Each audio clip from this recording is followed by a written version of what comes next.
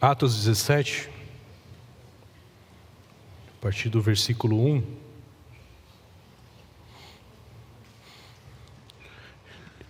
Diz assim o texto da palavra de Deus, Atos 17, versículo 1.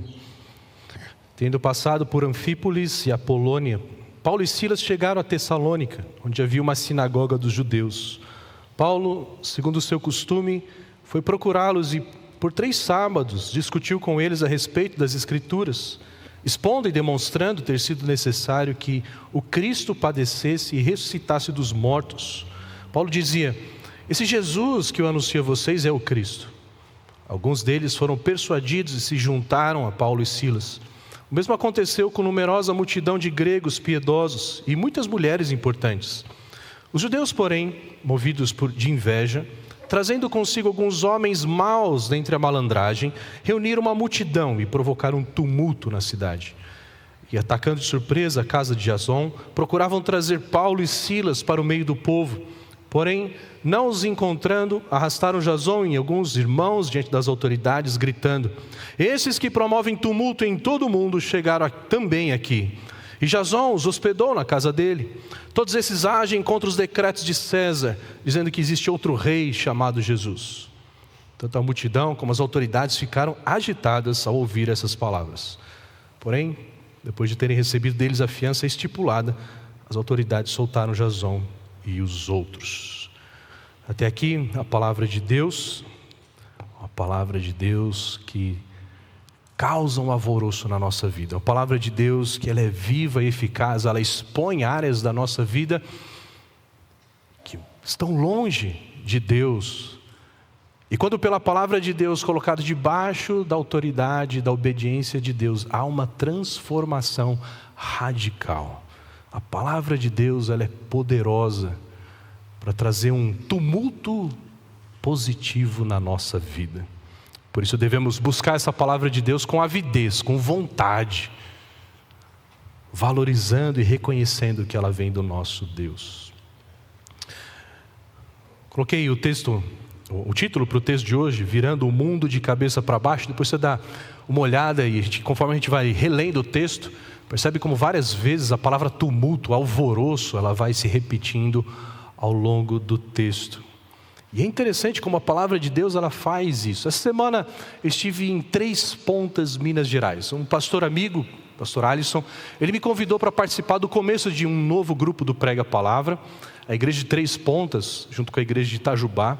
Muito interessante, elas impactadas por aquilo que a PIBA tem feito, né, de investir no treinamento de pastores, trazem pastores para a igreja, hospedam, alimentam e dão um treinamento. Eles falaram: puxa, a gente quer participar do que Deus está fazendo por meio desse ministério. E essas 2 igrejas então se juntaram para fazer isso.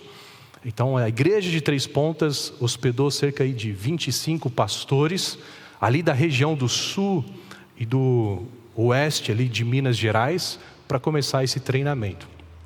Sabe o que é interessante? Porque o grupo de pastores que estava ali, é um grupo de pastores sérios, homens que amam a Deus e a palavra de Deus. Então, não são, como a gente encontra muitas vezes, pastores que não levam tão a sério a palavra de Deus e querem conduzir a igreja do seu jeito e não do jeito de Deus. Não, esses homens, eles estavam querendo fazer e têm feito o que Deus quer nas suas igrejas.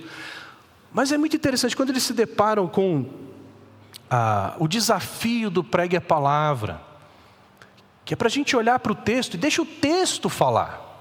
Não somos nós que precisamos ser criativos para criar uma mensagem, para pensar o que eu vou falar para a igreja. Não, deixa a palavra de Deus falar. E quando a gente vai apresentando para eles ferramentas para a gente fazer isso, olha o que vem antes, olha o que vem depois no texto.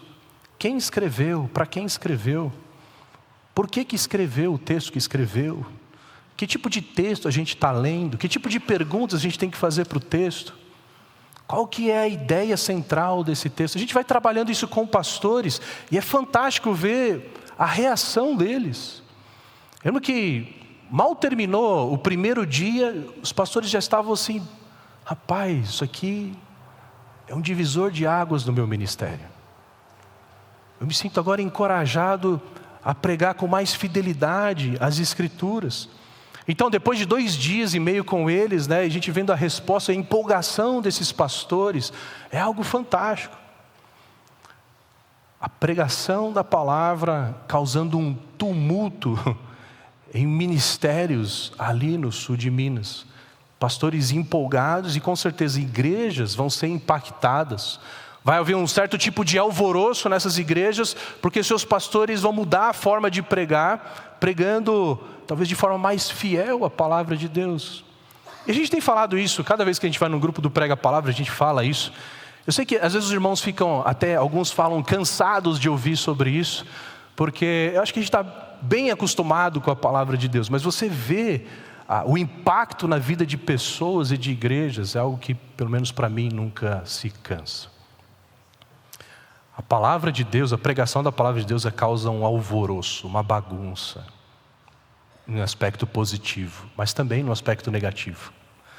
A palavra de Deus, quando ela chega, ela causa alvoroço diante da oposição. Algo que alguns desses pastores que participaram do grupo falaram, eu conheci o Prega a Palavra há anos, mas eu tinha uma convicção, eu nunca vou participar desse programa. Por quê? Porque quando você vai trabalhar a palavra de Deus, ela é viva e eficaz, ela penetra tão profundo a revelar motivações do nosso coração. Então, quando nós pregamos a palavra de Deus, muitas vezes o que fica evidente é o pecado e o erro. E muitas vezes o pecado e o erro da liderança de uma igreja.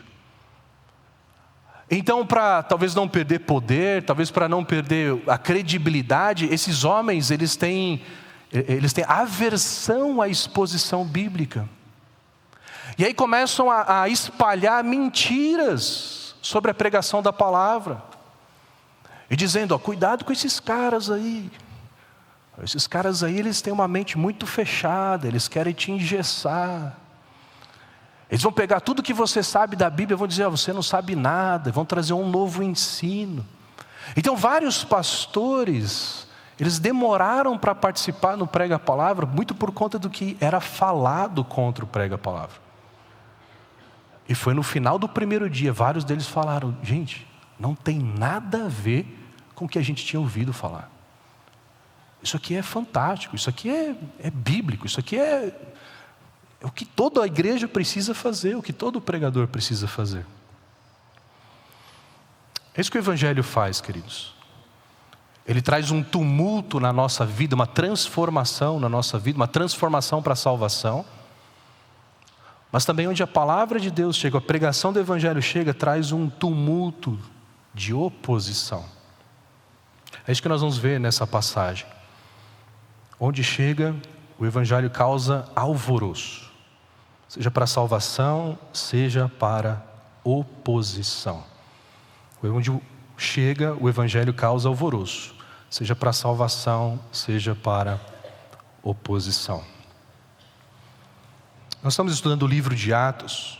E o livro de Atos mostra o Evangelho saindo ali de Jerusalém, indo para a Judéia, Samaria e chegando até os confins da terra. A gente está acompanhando a expansão do Evangelho nesse roteiro. Agora, estamos acompanhando especificamente a segunda viagem missionária de Paulo. Paulo, ele pega uma estrada que é famosa na história, a estrada Ignácia, que ligava o Oriente ao Ocidente do Império Romano, saindo hoje do que a gente conhece da Turquia, Istambul, indo até a Albânia. Atravessava o Império Romano ali, a Macedônia. É interessante que era uma estrada, naquela época, já pavimentada. Inclusive tem trechos que ainda tem pavimentos. Não é? Ia ser tão bom se tivesse pavimento que durasse assim hoje, né? Mas, enfim. Então Paulo sai de Filipos, que a gente viu na última pregação em Atos, depois de causar um tumulto lá em Filipos, lembra? A conversão de várias pessoas, a prisão de Paulo e Silas, eles cantando na prisão, no meio da noite, um terremoto, as cadeias se abrem, ninguém foge, o carcereiro, então ele crê em Cristo Jesus, é salvo. E Paulo e Silas, eles saem ali da cidade e eles seguem viagem. E aí então nós chegamos na passagem de hoje, Atos 17:1. Ele diz: tendo passado por Anfípolis e Apolônia, Paulo e Silas chegaram a Tessalônica, onde havia uma sinagoga dos judeus. Aqui a gente vai ver então a continuação da viagem de Paulo e Silas. Depois eles apanharem em Filipos, eles viajam até Tessalônica, passando por essas duas cidades. Pelo menos Lucas não deixa registrado nada que eles fizeram nessas duas cidades. Não sei se Paulo fez algo nessas duas cidades, mas parece que o foco de Paulo é focar em grandes cidades, cidades estratégicas. Porque o evangelho, crescendo em cidades grandes, vai esparramar para cidades pequenas. É um pouco do que a gente tem pensado como igreja em estratégia de missões hoje. Algo que nós temos conversado e temos orado de plantar uma igreja numa cidade global. Numa cidade no mundo onde você tem vários povos morando ali, inclusive pessoas de povos fechados por evangelho. E é através da igreja nessa cidade o evangelho vai alcançando esses povos. E em Tessalônica há muitos judeus. É uma cidade fora ali da região dos judeus, mas ali havia muitos judeus, por isso havia uma sinagoga. Sinagoga é o lugar de ensino dos judeus ali. O que acontece? Versículo 2. Paulo, segundo o seu costume, foi procurá-los e por 3 sábados discutiu com eles a respeito das Escrituras. Paulo ele tinha um costume que está bem claro para nós conforme a gente vai lendo Atos. Quando ele chega numa cidade, o primeiro lugar que ele vai é onde estão os judeus. Os judeus foram os que receberam a palavra de Deus no Antigo Testamento. Os judeus vêm do povo de Deus Israel do Antigo Testamento. Então, Paulo, sendo um judeu convertido ao cristianismo, ele prioriza pregar para os judeus, é isso que ele faz. E aí, uma vez que os judeus rejeitam, aí Paulo então agora vai pregar para os não-judeus, os chamados gentios. Por 3 sábados então, segundo o texto, ele faz isso. Ele ia na sinagoga discutir as Escrituras, discutir a Bíblia, discutir o Antigo Testamento com os judeus. Não que Paulo tenha ficado apenas 3 sábados ou 3 semanas ali em Tessalônica. Por meio de outras cartas, a gente entende, parece que Paulo ficou mais tempo. Quando Paulo escreve para a igreja de Filipos, ele agradece que aquela igreja mandou uma oferta para ele 2 vezes, enquanto ele estava ali na Macedônia. E se ele ficasse só 3 semanas, não faria sentido a igreja enviar 2 ofertas, né? Não daria nem tempo de gastar a primeira oferta. E também quando ele escreve para Tessalônica, ele fala dos ensinos que ele deu para aquela igreja, até exige maturidade daquela igreja, o que seria meio exagerado se ele tivesse ficado apenas 3 semanas. Não tem como a igreja amadurecer num período de 3 semanas. Então, provavelmente ele ficou mais tempo ali. E o que ele fazia? Ele discutia as Escrituras. Uma palavra um pouco mais esclarecedora aqui é no sentido de arrazoava. Ele mostrava a lógica, a razão, o raciocínio na palavra de Deus. Eu acho interessante que algumas pessoas, por não conhecerem a Bíblia, né, são crentes, mas não conhecem tanto as Escrituras, estão constantemente apelando para a fé cega para seguir a Bíblia. Elas vivem repetindo aquele jargão: não precisa entender, é só crer. Não. Há um elemento fé, há um elemento espiritual em crer no Evangelho, na palavra de Deus, e até de entender a palavra de Deus. Paulo vai falar isso em 1 Coríntios. Mas a Bíblia, a palavra de Deus, ela é racional, ela tem uma lógica. Ela faz sentido. Então nós podemos arrazoar, nós podemos conversar com as pessoas que não creem no Evangelho, até as pessoas que creem no Evangelho. A gente pode discutir a Bíblia logicamente. Eu sempre fico pensando, e eu gosto de conversar às vezes com não crente, né, quando questiona, a Bíblia está cheia de erros, essas coisas assim. Aí eu gosto de conversar, sabe qual que é o resumo da Bíblia, do que Deus quer? Jesus ele resumiu para nós, né? Quais são os 2 maiores mandamentos? Amar a Deus e amar o próximo.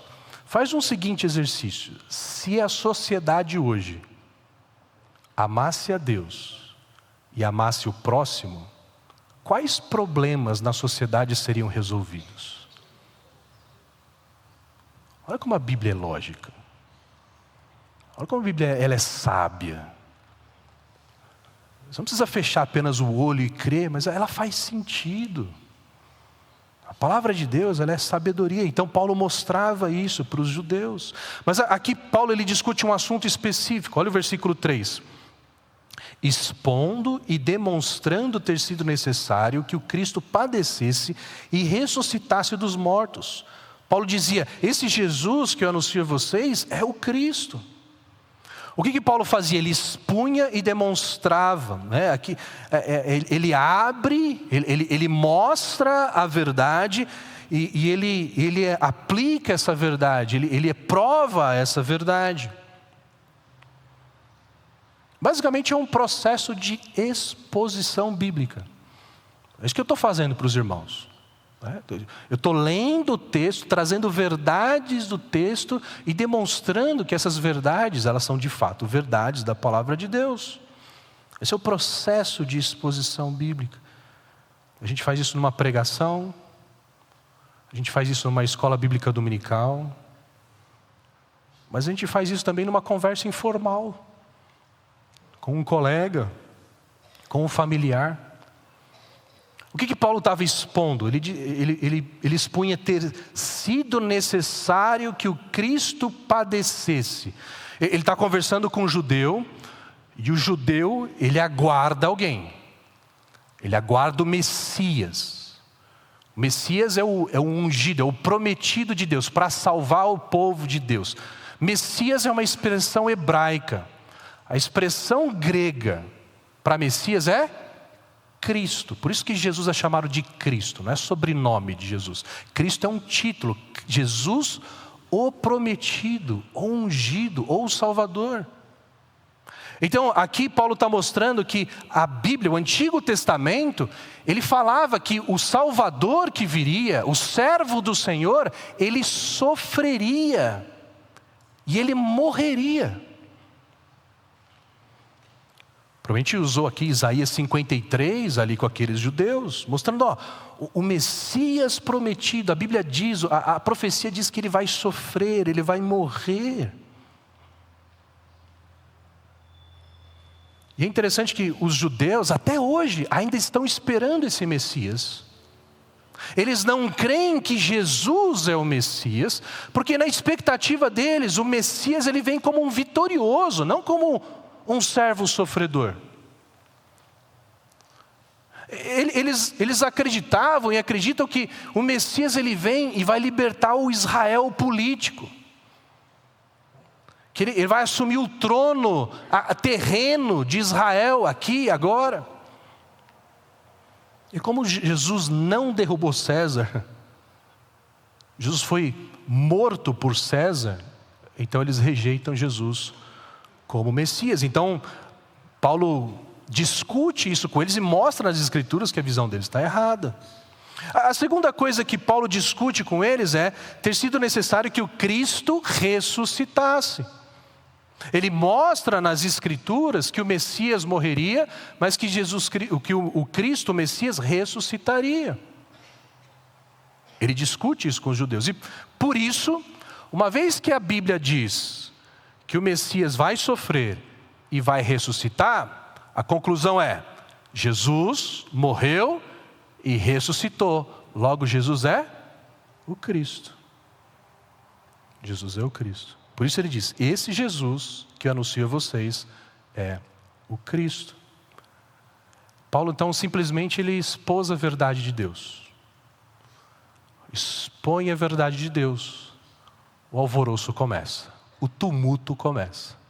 Primeiro, um tumulto positivo para a salvação. Versículo 4 diz assim: alguns deles foram persuadidos e se juntaram a Paulo e Silas. O mesmo aconteceu com numerosa multidão de gregos piedosos e muitas mulheres importantes. Então, a primeira bagunça aqui que o Evangelho faz em Tessalônica é a conversão de pessoas, é a mudança de vida de pessoas. O texto diz que alguns judeus foram persuadidos, ou seja, esses homens que não criam em Jesus como Messias, passaram a crer. Então há uma mudança de mentalidade, de crença. Eu acreditava numa coisa e de repente agora eu estou crendo em outra coisa. Isso vai mudar o meu relacionamento com Deus, isso vai mudar a minha adoração a Deus, isso vai mudar a minha vida. É o que aconteceu com alguns judeus. Mas não foram só os judeus, o texto diz, numerosa multidão de gregos piedosos. Ou seja, havia homens não judeus ali em Tessalônica, gregos, que eles buscavam a Deus, eles eram piedosos, eles adoravam a Deus, eles buscavam adorar a Deus, mas ainda não conheciam o Evangelho de Jesus. Então Paulo pregando para esses gregos, eles também creram. Agora olha só que interessante, olha a diferença. Alguns judeus creram, mas uma numerosa multidão de gregos creu. São poucos judeus que creram. Os judeus, eles resistem ainda ao Evangelho de Cristo Jesus, mas os não-judeus, uma multidão creu. Agora, se Lucas está falando uma multidão de pessoas, imagina uma multidão dentro da cidade de Tessalônica, mudando de vida. Agora eles entendem o Evangelho, eles entendem que Jesus ele é o Salvador e o Senhor das suas vidas, vai mudar o seu casamento, vai mudar a forma como eles se relacionam com seus filhos, vai mudar a forma como eles vão se comportar no trabalho, vai mudar a forma de falar, vai mudar a forma de encarar os problemas, vai mudar a forma até de exercer a sua cidadania em Tessalônica. Então começa a haver uma mudança na sociedade ali daquela cidade. E ainda Lucas acrescenta que muitas mulheres importantes, provavelmente mulheres ali que tinham alguma autoridade na cidade de Tessalônica, seja porque eram casadas com líderes da cidade, ou talvez elas mesmas exercendo a autoridade ali na cidade. Mas o fato é que dele destacar que eram mulheres importantes, por serem mulheres de influência em Tessalônica, a transformação dessas mulheres causa um alvoroço ali na cidade. A palavra de Deus, ela traz uma transformação. Ela vira o mundo das pessoas de cabeça para baixo.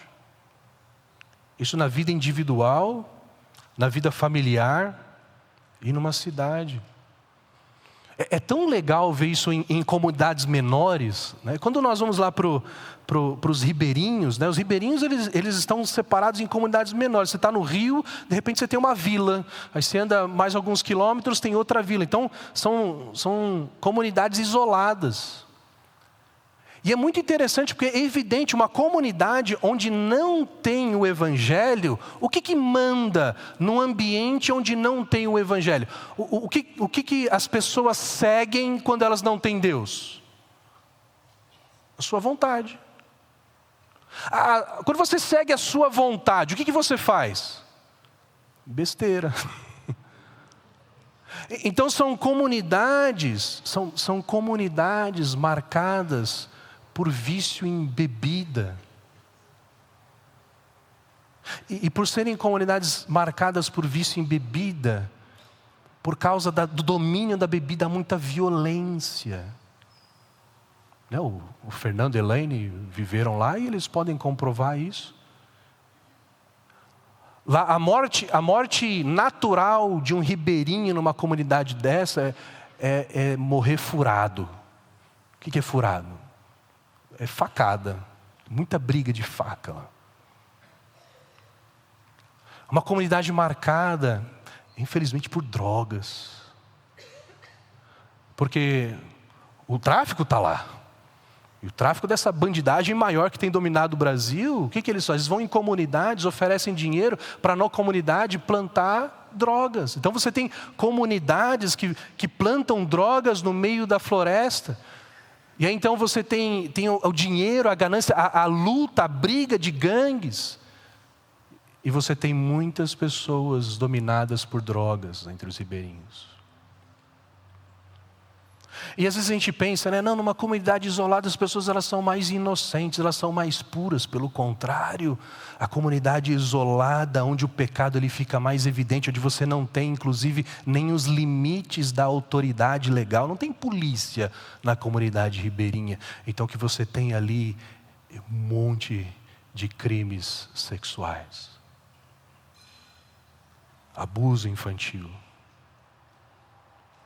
É terrível. É literalmente uma demonstração do que é o inferno. Isso é fantástico quando chega o Evangelho e as pessoas entendem que Jesus é o Cristo, é o Messias, é o Salvador.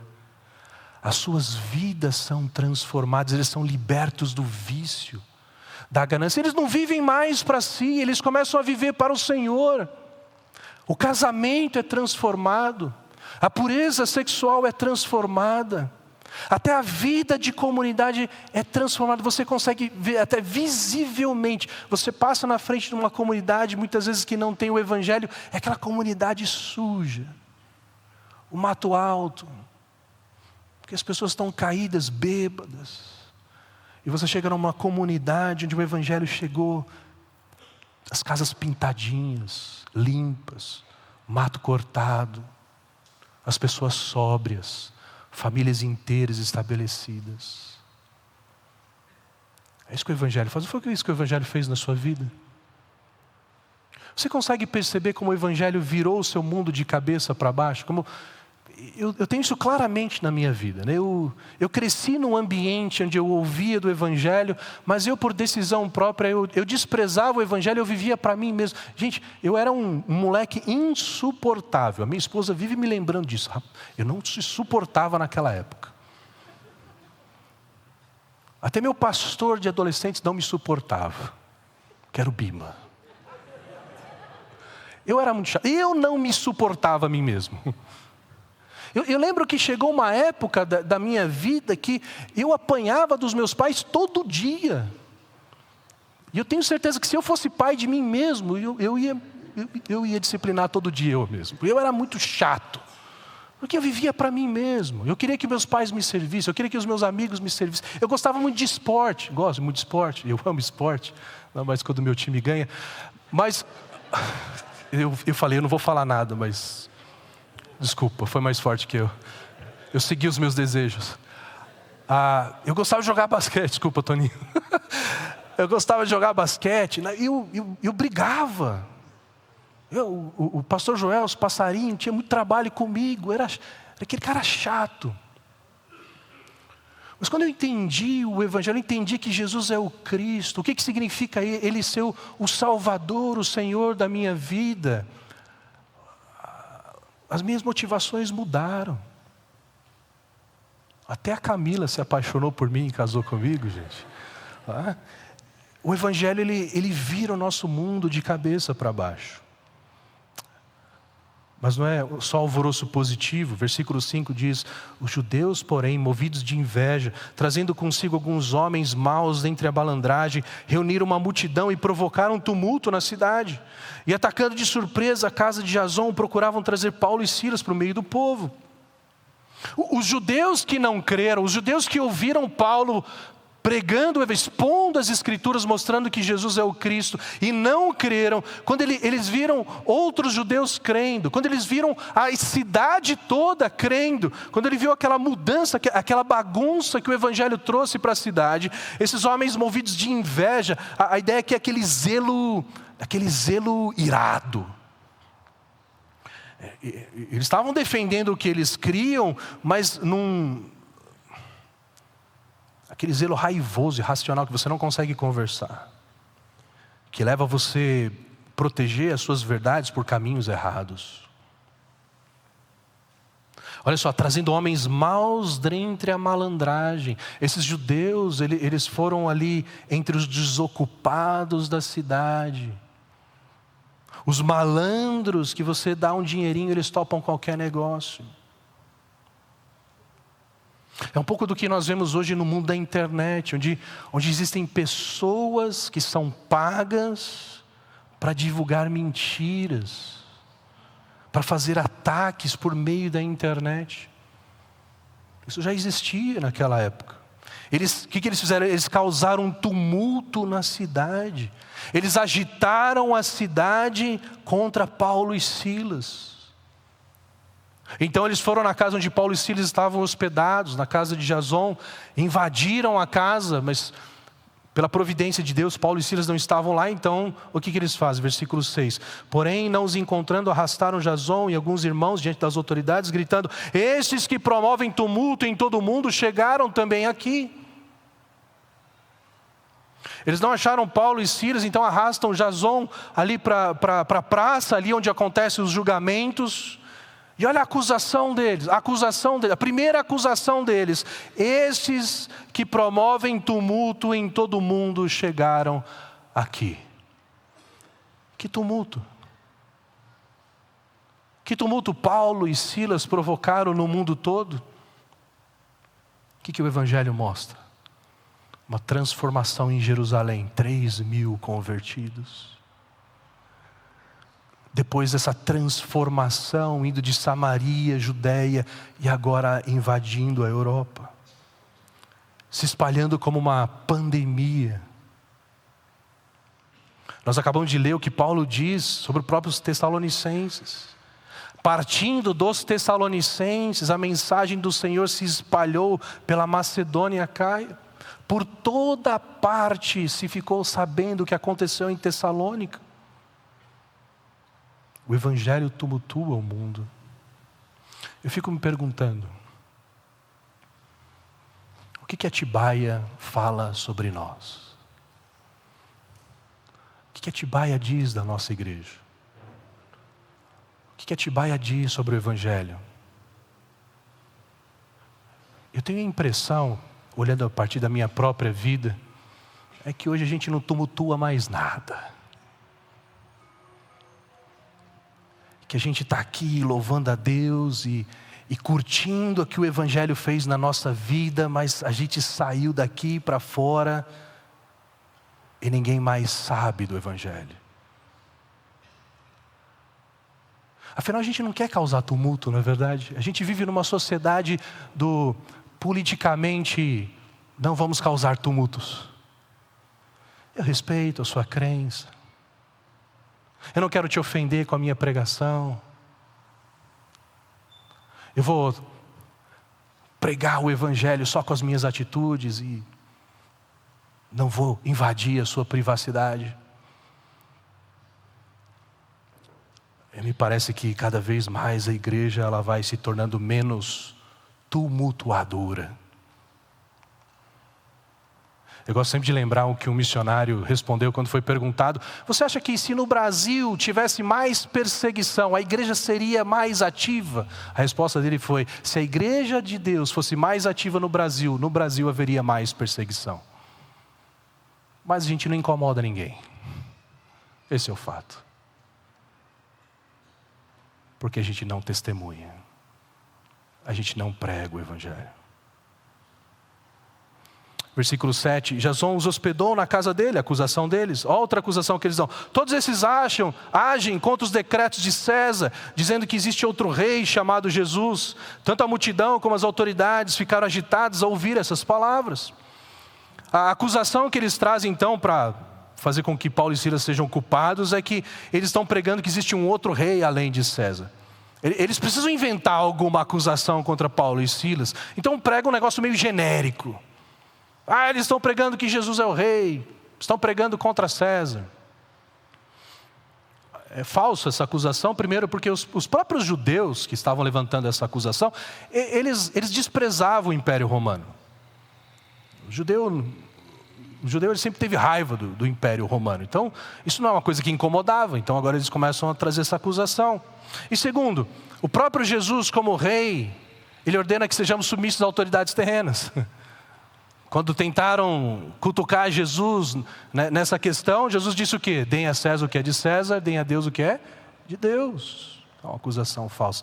Contra o Evangelho, queridos, a oposição faz qualquer tipo de acusação. Hoje, cristãos estão sendo presos no Brasil, sendo acusados de espionagem, começam aquelas acusações genéricas. Esses homens estão numa conspiração contra um regime ditador. Esses homens estão sendo presos por perturbarem a ordem social. E hoje, quais são as acusações, mesmo no Ocidente, quais são as acusações contra o Evangelho? São as chamadas fobias, né? O crente é homofóbico, é transfóbico. O crente, ele tem discurso de ódio, é intolerante. E é interessante, por mais que quem dê tiros de rifle no pescoço sejam eles, os cristãos são chamados de extremistas. Então, essas acusações genéricas deixaram todos agitados, a autoridade e todos os povos. Versículo 9. Porém, depois de terem recebido deles a fiança estipulada, as autoridades soltaram Jasão e os outros. Essa agitação acabou em nada. A fiança foi paga e soltaram Jasão. Essa fiança que Jasão ele paga é uma fiança de paz, onde ele deixa um dinheiro ali com as autoridades e fica acordado assim: se tiver mais tumulto na cidade, você perde esse dinheiro. Se Paulo e Silas forem vistos na cidade, você perde esse dinheiro. Então, provavelmente esse é um dos motivos que Paulo depois não volta mais para Tessalônica, a gente não sabe. O que Paulo faz? Versículo 10. E logo durante a noite os irmãos enviaram Paulo e Silas para Bereia. Ali chegados, dirigiram-se para a sinagoga dos judeus. Gente, eu fico imaginando a cena, tenta imaginar a cena. Como é que está Paulo e Silas? O que aconteceu alguns dias atrás? Eles foram espancados em Filipos. Talvez ainda com cicatrizes, mancando, o roxo não foi embora, aquele roxo virou aquela mancha verde assim no corpo, e eles estão ali com dores, e eles quase foram presos de novo, e aí então eles vão para outra cidade, eles fazem o quê? A mesma coisa. Percebe que para haver tumulto, para haver um alvoroço do Evangelho, é necessário coragem. Eu acho que isso falta para nós não temos coragem, a gente não quer perder relacionamentos, a gente não quer perder emprego, a gente não quer perder status, a gente não quer perder dinheiro, a gente não quer perder a nossa dignidade, então nós não somos corajosos, não pregamos o Evangelho. Talvez num contexto aqui seria como pregar o Evangelho em universidades hoje, o antro das ideologias anticristãs. O que aconteceria em cada universidade? Perseguição. Mas a gente fica quieto, porque a gente quer se formar, né? Se eu causar um tumulto aqui, talvez eu não consiga concluir o meu curso. Mas Paulo não, Paulo e Silas, eles vão lá, eles fazem a mesma coisa. Versículo 11, ora, esses de Bereia eram mais nobres do que os de Tessalônica, pois receberam a palavra com toda a avidez, examinando as Escrituras todos os dias, para ver se as coisas eram de fato assim. A diferença entre aqueles que receberam a pregação em Tessalônica e aqueles que receberam a pregação em Bereia, é que em Bereia havia realmente um desejo de conhecer a verdade. Eles ouviam Paulo pregando e eles abriam então as Escrituras e olhavam se era isso mesmo. Então havia uma disposição de aprender. Olha só, eles receberam a palavra de Deus com avidez. A avidez é o quê? É com vontade. Rapaz, eu preciso entender isso aqui, eu estou interessado nisso aqui. Então eles conferiam tudo que Paulo falava para ver se de fato era assim. Por isso que Lucas os chama de mais nobres. Interessante, né? Nós somos nobres. A gente recebe a palavra de Deus com avidez. O que isso causou? Alvoroço, versículo 12. Com isso, muitos deles creram, mulheres gregas de alta posição social e muitos homens. Começa então um novo alvoroço numa nova cidade. O Evangelho foi pregado, a palavra de Deus foi exposta. E aí vem o tumulto. É interessante, né, que quando questionaram Lutero na reforma, por exemplo, cara, Lutero, o que você fez, cara? Eu falei, eu não fiz nada, a palavra de Deus é como um leão. Gente, se tiver uma jaula com leão aqui e abrir o leão, eu preciso fazer alguma coisa para vocês saírem correndo e causar um alvoroço? Não, é a mesma coisa a palavra de Deus. Você não precisa causar. É só prega a palavra. Mostra que Jesus é o Cristo, o Salvador. E a bagunça começa, o alvoroço começa. Muitos deles creram. Vários homens e, de novo, várias mulheres gregas de alta posição, de influência. Bereia agora começa um tumulto, uma transformação de vidas. Mas também um alvoroço para a oposição, versículo 13. Mas logo que os judeus de Tessalônica souberam que a palavra de Deus era anunciada por Paulo, também em Bereia, foram lá agitar e perturbar o povo. Olha só que interessante, a oposição não começou em Bereia, ali eles eram mais nobres, eles estavam interessados, eles conferiam na palavra de Deus. Mas o pessoal de Tessalônica ficou sabendo. E aí foram lá agitar o povo também, o povo de Bereia. Deu certo em Tessalônica, vai dar certo também em Bereia. Versículo 14, então os irmãos fizeram com que Paulo fosse imediatamente para os lados do mar, porém Silas e Timóteo continuaram em Bereia. Os responsáveis por Paulo levaram até Atenas e regressaram trazendo ordem a Silas e Timóteo, para que fossem encontrá-lo o mais depressa possível. Por causa desse tumulto da oposição, Paulo precisa ir embora. Eles levam até Atenas, é uma caminhadinha boa ali de Bereia. Mas é interessante que eles levam Paulo até lá, eles vão acompanhando Paulo, um cuidado com ele. E quando voltam de lá, levam um pedido de Paulo para que Timóteo e Silas também fossem encontrar com eles lá em Atenas, o mais rápido possível. E sabe o que acontece em Atenas? Essa é uma das minhas passagens prediletas em Atos. Não perca a próxima exposição em Atos. É fantástico esse texto. Vai lendo, vai estudando. É muito didático. O que nós aprendemos com essas duas cidades, onde o Evangelho chega, causa alvoroço, seja para salvação, seja para a oposição. Quer dizer, isso que Jesus Cristo ele veio fazer, ele dividiu a história. Vocês estão entendendo, né? Ele bagunçou o mundo no sentido positivo. Até se a gente pensar, né? O Evangelho ele não vira o mundo de cabeça para baixo. O fato é que o mundo está de cabeça para baixo. E Cristo Jesus, ele desvira. E ele coloca o mundo no lugar certo. Conforme o seu caráter, conforme o seu plano. Mas é difícil. Fica de ponta cabeça por 1 hora e depois desvira de uma vez.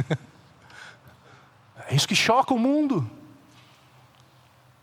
O mundo estava acostumado a viver de cabeça para baixo, e quando Jesus ele vem, ele morre pelos nossos pecados, ele nos perdoa, ele agora então nos dá novos valores, nova direção, nós temos uma nova perspectiva de vida. É isso que significa conversão. Conversão, você está caminhando para um lado, Cristo Jesus vem e você começa a caminhar para o lado oposto. Algumas perguntas para terminarmos aqui. O que o Evangelho tem causado na sua vida? Acho que uma aplicação lógica algo que nós podemos fazer a partir desse texto é receber a palavra de Deus com avidez. Falta para nós, é uma luta para nós, não é natural de nós. Nós não temos avidez pela palavra de Deus. A gente tem avidez pelas séries na Netflix. A gente tem avidez por trabalho. A gente tem avidez por esportes. A gente tem avidez por muitas coisas. Nós temos o desejo, nós buscamos com vontade muitas coisas, mas dificilmente nós buscamos a palavra de Deus com vontade. A palavra de Deus, ela é o tempo que sobra. Vamos pegar aí juniores, adolescentes, jovens, estão na fase de estudo. Agora é a hora de estudar, fazer inglês, fazer piano, faz Muay Thai, faz um monte de coisa. Mas a Bíblia não é prioridade. E nós continuamos vivendo um mundo de cabeça para baixo. A gente continua vivendo para nós mesmos.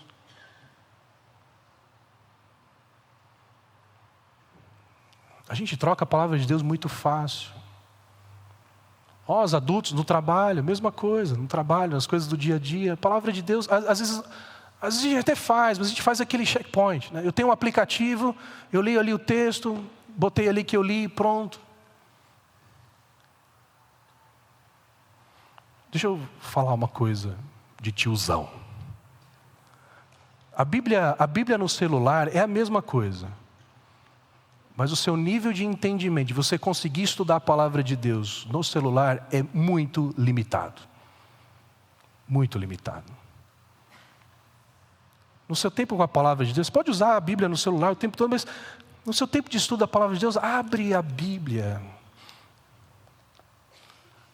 Aí você fala assim, Ricardo, mas antes da imprensa nascer, as pessoas nem tinham Bíblia, como é que elas faziam? Elas decoravam, então decora a Bíblia. A gente não decora nem mais número de telefone. Mas se é chato para você ler e estudar a Bíblia, saiba que é chato porque você não sabe ler. Confie em mim. Você não aprendeu a ler. É isso que acontece com o prega a palavra. Sabe o que acontece? Pastores aprendem a ler a Bíblia. Eles ficam empolgados. O primeiro livro que a gente estudou é o livro de Jonas. O que é Jonas? Jonas parece história de BF. A gente cresceu estudando a história de Jonas, não é verdade? E o que a gente lembra de Jonas? O peixe. A gente abre as Bíblias infantis e diz o que? Jonas desobedeceu, mas depois ele confiou, obedeceu a Deus, e Nínive se converteu e viveram felizes para sempre. É isso que o texto diz? Não! Jonas não obedeceu. O capítulo 4 é um confronto com o coração de Jonas. Eu vou começar a pregar Jonas, vou poder Jonas. Mas é isso, a gente não sabe ler. Pega aquele texto mais difícil. Fala, pastor, eu pulo o Levítico na minha leitura anual da Bíblia. Se a Bíblia diz que toda a escritura é inspirada por Deus, a Bíblia inteira, ela é viva e eficaz, Levítico está dentro. Sabe por que Levítico é chato? Porque a gente não sabe ler. Sabe o que você faz para mudar essa perspectiva? Estuda como estudar Levítico. E você vai aprender um livro fantástico, um livro essencial para o nosso entendimento do Evangelho.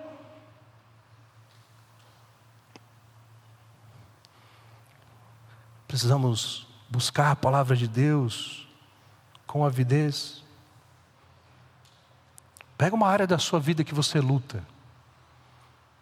Eu luto com pureza. Eu luto com ira.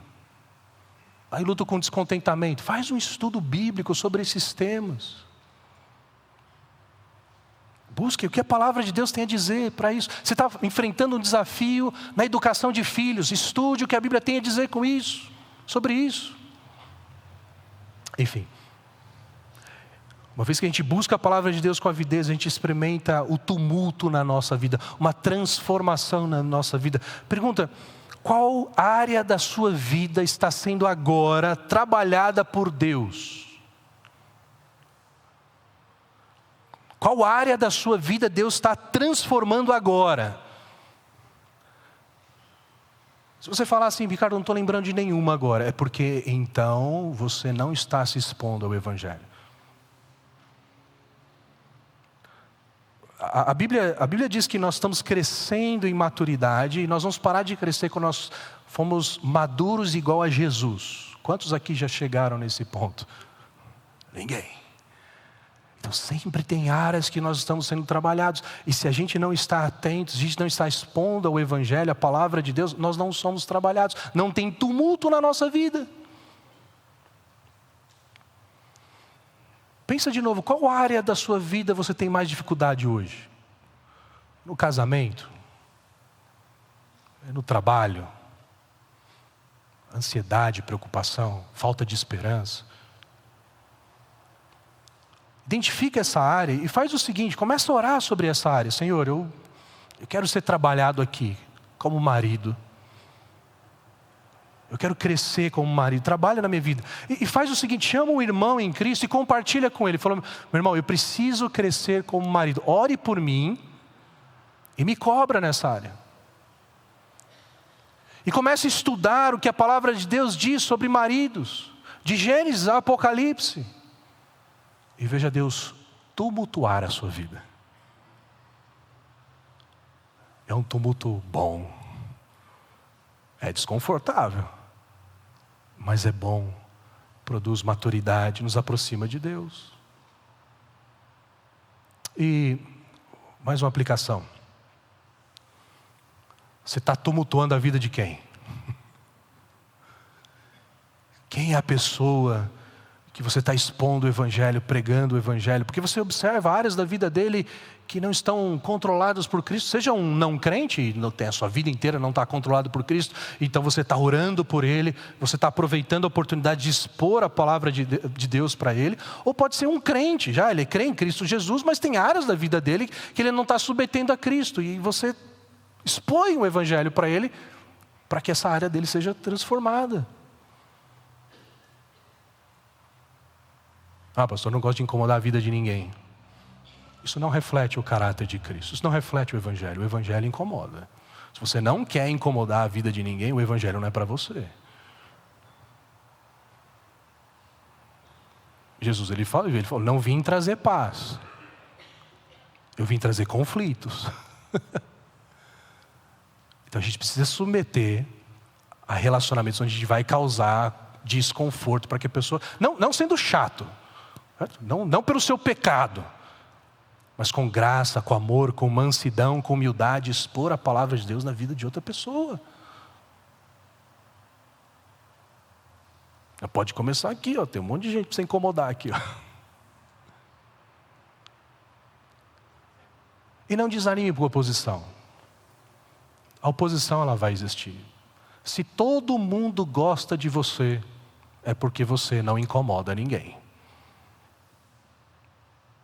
É porque você vê a coisa errada e você não fala nada. Você quer ser o cara legal. Só que lembre que isso é egoísmo. Para você não sofrer um desconforto de irritar alguém, você fica na sua. Você pensa só em você. E ele que sofra nos seus erros. Isso é falta de amor, é egoísmo. Expõe a palavra de Deus. Para não crentes. Você vai perder muita coisa. Nós somos chamados para isso. E como igreja, que Deus nos capacite a tumultuarmos cada vez mais Atibaia, o estado de São Paulo, o Brasil e o mundo. Para que o Evangelho ele transforme vidas, ele confronte pecados, erros e mentiras de Satanás. E ele se sinta raivoso contra nós. Porque nós brilhamos a luz de Cristo na escuridão. E Deus tem dado oportunidade. Eu citei o Prega a Palavra. A PIBA é odiada em vários lugares por causa do Prega a Palavra. Nós estamos tumultuando a pacata cidade de Monte Santo. Construindo ali uma igreja onde uma geração de jovens está sendo transformado pelo Evangelho. Há oposição em Monte Santo. Deus tem aberto portas lá nos ribeirinhos. Itacoatiara, a cidade onde a gente estava orando para que Deus abrisse uma oportunidade, Deus tem aberto portas.